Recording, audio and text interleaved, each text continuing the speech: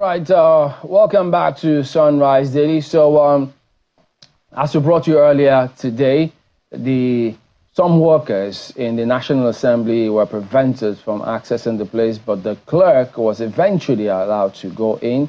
Labour getting their voices heard, but they have also put out the message that, look, yes, the strike is still on until they hear from all the other organs. The meeting they had with the Tripartite Committee yesterday, or government reps notwithstanding. So many are waiting to see what happens moving forward. There's also the legality of all of this. Who knows if it will count for something. But we're going to go to our Kano studios now, and then we've got Ahmed Sulaiman. He is the head of departments and also Deputy Dean of the Faculty of Law, Yusuf Maitama Sule University. He joins us from our studios in Kano. Good morning, and thank you for joining us on the program today.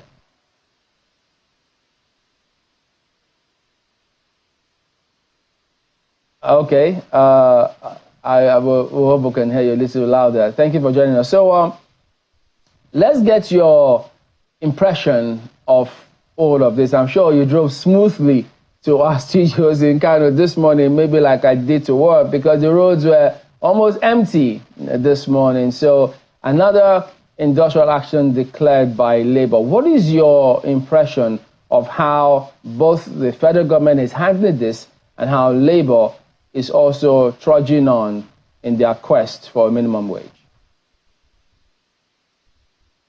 I want you to look at it from a larger perspective. This strike is a symptom of a larger ailment in the society. It's a symptom of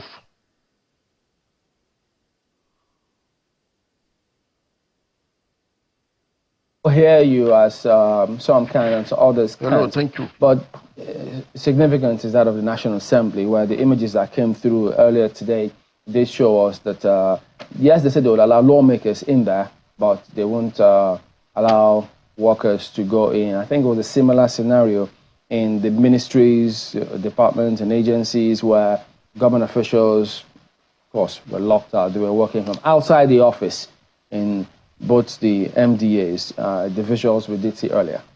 It's typical. It wasn't very surprising. I expected it, but really, actually expected that all of these things would be sorted out a little sooner.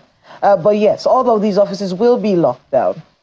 The issue I have with all of this is the grinding to a halt of every single thing at a time when we need a lot of things to happen. You know, a lot of activities need to happen right now. A lot of conversations need to go on right now.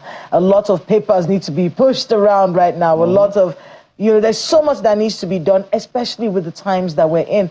The grinding to a halt of all of this. And yes, we all understand. And we've been saying that since. We understand with labor. We get it. It's important that the minimum wage is one that in fact, countries are moving from thinking about a minimum wage, Chamberlain, to actually even talking about a living wage, what you can survive on. In the UK, it's £11.44 an hour. That's the living wage in the UK, £11.44. So the idea that that's what someone is earning, and yet we're expected to perform like our counterparts around the world with what? With 30,000 naira, with 60,000 naira. The government has committed to over 60,000 naira. What does that mean? 60,100? 60,050 naira? What does that mean? It means it's over. If it's 100 or 200. Well, let's get to Mr. Sulaiman. Yes, I'm hoping we can all hear you now. So again, thank you for joining us. So go ahead and talk to us about your impression about how all of this is being handled across board. I want you to look at it, put it on a larger scale. This strike is not just about strike. It's about symptoms of a larger ailment within the society. Since, ordinarily, there have been symptoms of failed states reflected in violences around. Now, this is a symptom of a failing economic system and instability, financial instability. Ordinarily, after 2019, by now 2024, there should have been review of minimum wage. That is by the law. But the situation on ground now is such that the positions, financial and economic systems in the country is so failing that money is now losing its value rapidly. So it is these overcrowded pressures that have now pushed Labour. And Labour remain the only avenue for Nigerians to show their frustration. So I think I find the government, I don't know why the government is so hesitant. Government should be alerted by these indications. These are indices of dissatisfaction. Government should first of all sit down and ask itself, why is it that Nigerian elites are not feeling the brunt of Nigerian economic failure? Why is it that Nigerian parliament, if you scale it with other parliaments across Africa, and let's say South Africa, Ghana, and other parts of Africa and the world, you find Nigerians being over-pampered, Nigerian parliamentarians being over-pampered. Why is it that Nigerian governors, Nigerian president, Nigerian ministers, why are they so luxurious in enjoying democratic dividends? But when it comes to the common man on the street, all he has to say is to bear the brunt of their failure. So I think this is an alert, this is an indices of a failing system.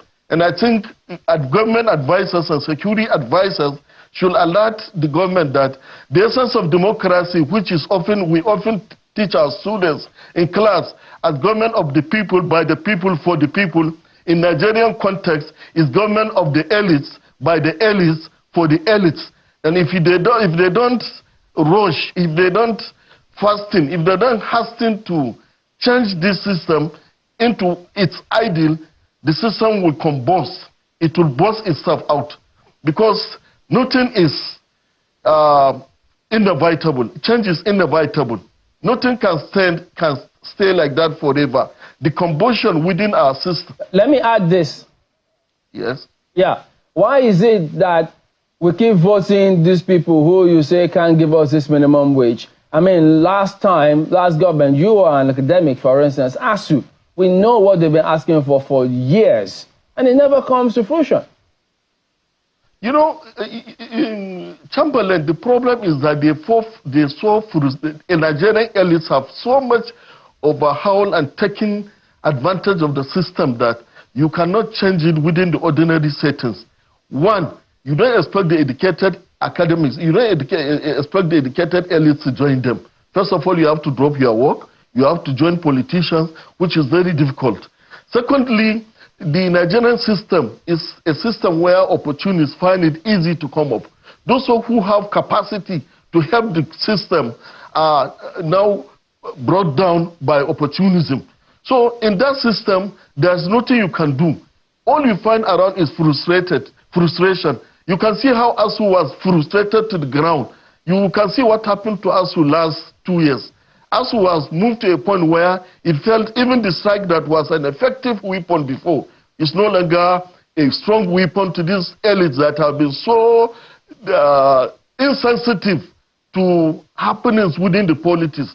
So what we are afraid of is that I hope some advisors within the government, I hope some people would advise them that social systems are not there automatically. Anything can happen. And it's not like a computer where you can clearly see the indices.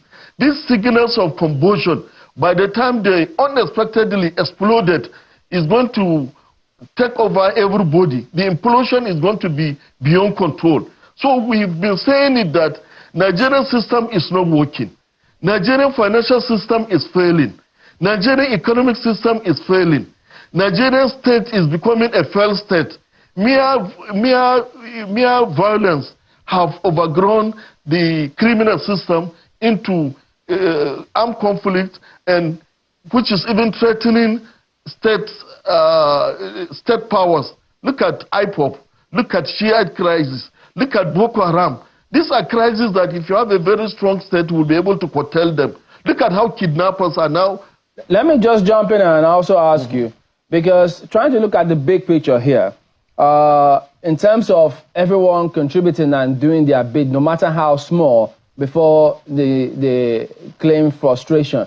For instance, when Professor Jagai introduced university academics, professors at that, for returning officers. Many thought, oh, at last, we're going to have a radical departure from the previous norm, and then have everything spick and span.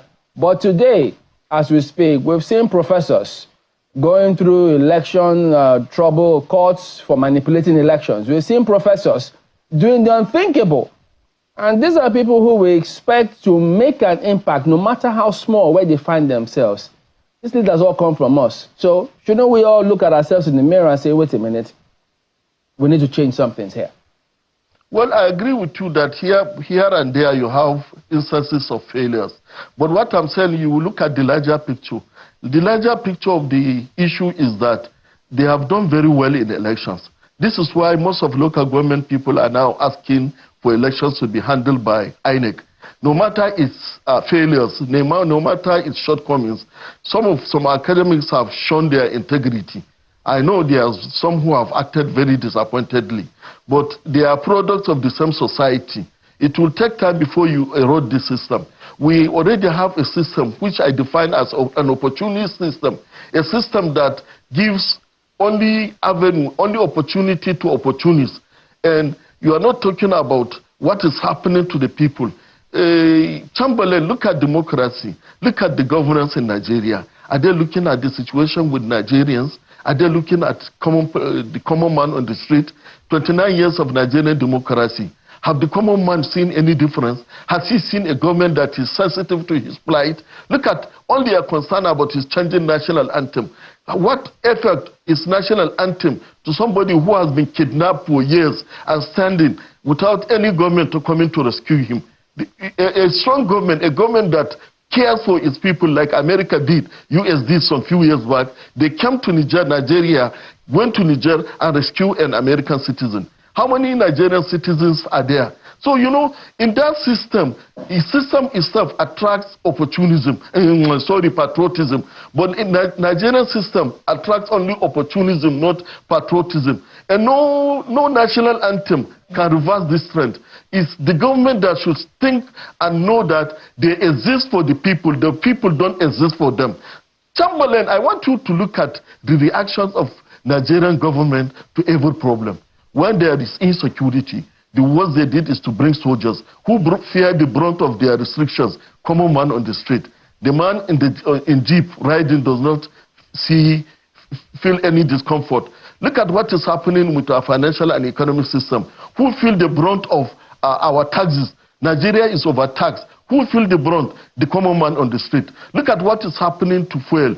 Who feel the brunt? The common man on the street. Look at what is happening to educational system after they brought down ASU to its knee and they multiplied and tripled fees. Who is feeling the brunt? The common man that has to pay for his son to go to school or girl to go to school.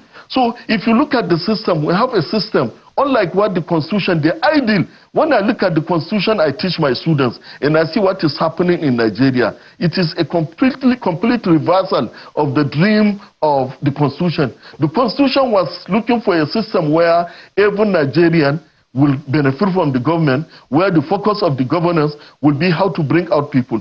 Chamberlain, I want you to look at Nigeria. Compare Nigeria with all other countries. Indonesia started as worse as Nigeria, but it's the GDP now, how it is. How many times have they brought up realistic problems that are geared towards bringing up the common man? In a situation like Nigeria, where you want to solve problems, government should spend more on the youth, to empower the youth, because these youths are going to be the future of the country. They are going to uplift the economy. Well, what did they do? They go and build, underpass.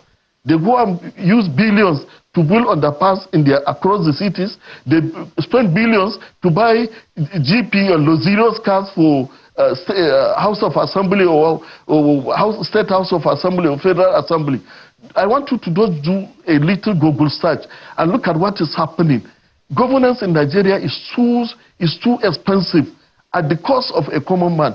And Nigeria is facing a lot of passing through a stage. If they don't attend to these youths now, the problem in the future is going to be worse. So I think looking at NLC strike is an indices of a larger ailment. Let them look at it. Granted, I agree. Economists will tell you that when you bring out so much money, it's going to lead to inflation. In about 5 years, we are going to coming back to the same cycle.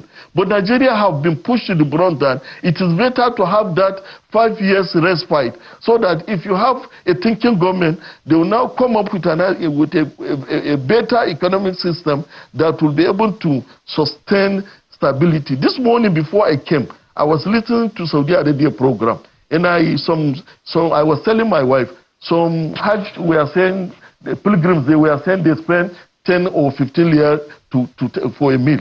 I said about 15 years ago, I still spend 10 or 15 riyal to have a meal in Saudi. But now, an average Nigerian salary earner, what will maintain you before in 10 years will not maintain you now in 3 years. Things have so skyrocketed. I mean, Mr. Suleiman. Thank you.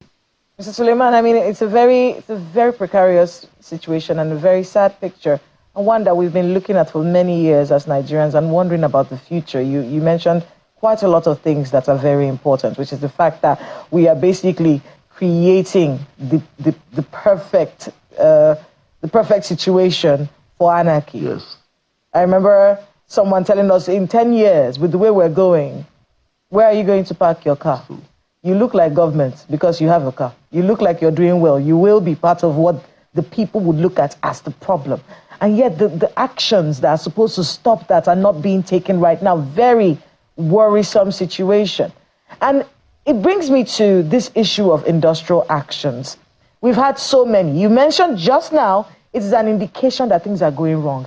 It's an indication that things are becoming worse. Yes. What impact would you say? Because I know you're a member of yes. ASU. We've seen ASU, you said it has been ground to the ground. It's been pushed to the ground, yes. Disrespected, not given the status ivory towers especially are supposed to have in our country, turning lecturers into beggars. This is very true. We have watched this happen with utmost dismay. The strike actions that have happened over and over and over and over again, has it in any way moved the development table forward at all, in your view? It has not, but it has awakened us to our reality. It has not solved our problem, but it has awakened us to reality. For instance, a lot of people that laugh at ASU before, I have a lot of friends who laughed at us when we were kept hungry for 8 months without salary, when we went through fasting. I have friends who laughed at us. The same friends came back to me. AJ, the school fees have tripled in my son's university. I say, you've not seen anything. This is just the beginning. So Nigerians are now learning the lessons of some realities. There are some things before, if you have told them, they will not believe. But now they are sensing it. Now, do you know that there are a lot of people who wish the worst should happen in this strike? Go across our media, go through Facebook. There are some people are not even thinking of strike. Some people are tired of this governance. Some people are tired of this democracy. Some people don't see sense in this democracy. When a country is pushed to such a world, if you have any idea of how a first state starts, you start weeping for Nigeria. Somalia started this way. Rwanda started this way. You remember what happened in Tunisia? When a frustrated youth burned himself, and that was the beginning of the crisis. Egypt started this way. Syria started this way. Nigeria, God has been on our side. We passed through Biafra years. We've passed through June 12 crisis years. We've passed through all crises years. But we believe that, we are afraid. We are afraid of the last edge. I hope we are not pushing ourselves to too much to an essence where we cannot come back. I think I want to be able to talk with you a little bit about a few things that you mentioned. You talked about youth empowerment. You talked about cutting the cost of governance, blocking these leakages that, do multiple things. Number one, it makes the Nigerian not have faith in government. And secondly, when we're hearing about things about the minimum wage, we're thinking, well, how can we move the money from here over there, In your view, because I know you teach constitutions in in your university. You're a constitution expert. Yes. With the laws we have in this country as they are, and with the arrangements that have been made for governance, is this the way to go? Should we be looking at some kind of amendments that can reduce these wastages? Is that something that can be done? Yes, I think I've always emphasized. About 2 months ago at NTA, I was a visitor of NTA Tuesday Live, and I insisted Nigerian constitution should be revisited in such a way that we give strength to institutions, and less strength, we don't concentrate power on individuals. It is in Nigerian case that I realize the fact that absolute power corrupts absolutely. We are putting so much power and expectations on political leaders, from governors who take over local government and do as they wish, or to presidents who take over a lot of things and do as they wish. We should start creating institutions. We should start, let's pay more attention to youth. You know, the wealth of every country is its citizens. When a country has an enlightened citizen, the economy, it grows. Look at China, look at Japan. Look at a lot of countries that are making progress, and you find that they invest so much in their youth. They invest so much in education and skills acquisition. But look at Nigeria. When I was coming from Naiba now to this station in Kano, I saw a lot of youth by the side, and it just kept on ringing in my mind that maybe when I should come to the studio, I should draw the attention of government. Please, human beings and human resources are more important than their ego. Even if they can just save the money they spend on their ego and just push it to human development. Provide skills, provide education. Don't pay so much to aesthetics like underpass, or like a lot of unnecessary infrastructures. Pay more on these youths. Pay more on Nigerians. Nigerians are very smart. Nigerians are very enlightened. If you can develop them, give them 20 or 10 years, they will come and do all the underpass in this world. Let us start concentrating on developing Nigerians. Let us revive our institutions. I've been to a lot of conferences across Africa and beyond, and I see how people respect us as Nigerians. People see Nigerians as gifted mentally, intellectually.